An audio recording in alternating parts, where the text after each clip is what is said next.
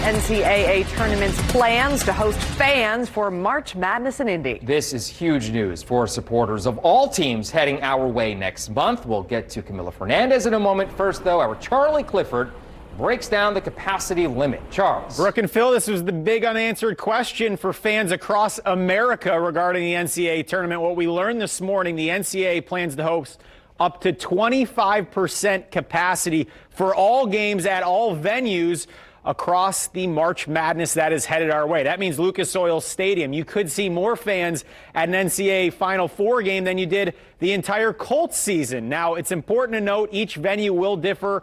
IU already announcing Assembly Hall only going to host 500 fans for the games in the first four and opening round competition. Earlier today, Purdue's Matt Painter, what's it going to feel like for these teams finally getting a little noise?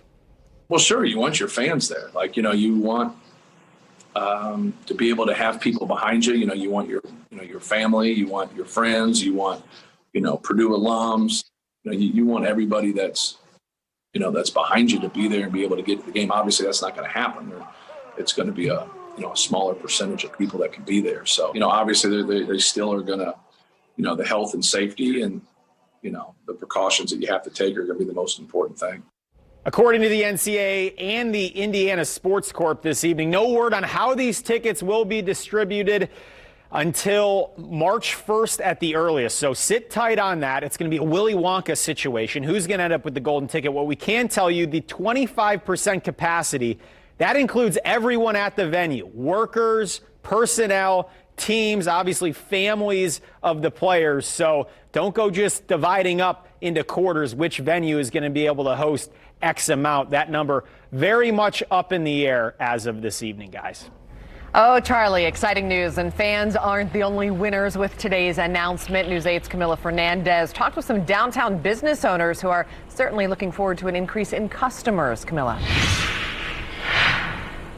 Some business owners tell me they're excited to welcome more customers to downtown Indianapolis. They say they've been significantly impacted by the pandemic, so they're hoping to see a positive change in the area.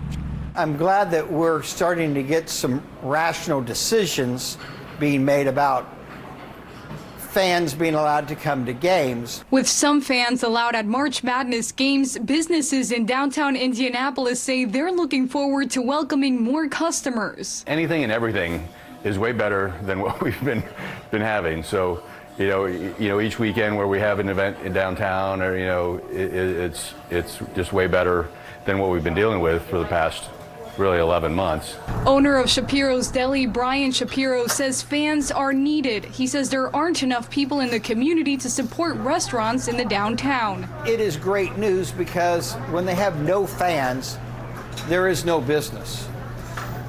There's no extra business. Tavern on South says even though they're excited, they're also trying to figure out how to prepare. Generally, day to day, we're only at 20% of our normal revenues.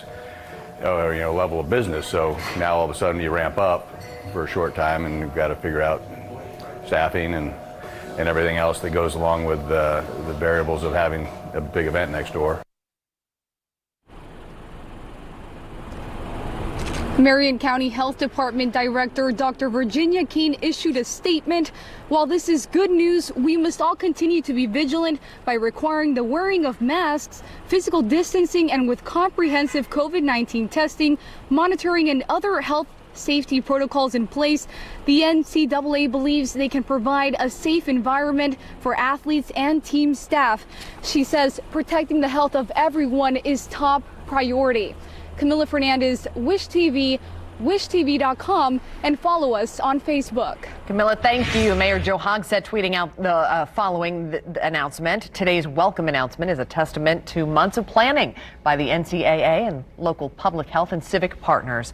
We are excited to safely welcome fans and showcase why Indianapolis is the best host city in the country, no matter the challenge.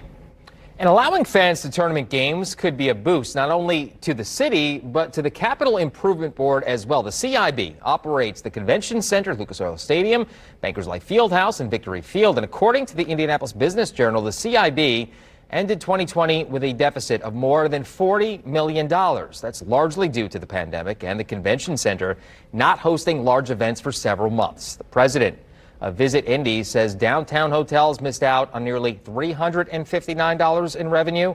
10% of that would have gone to the CIB through taxes.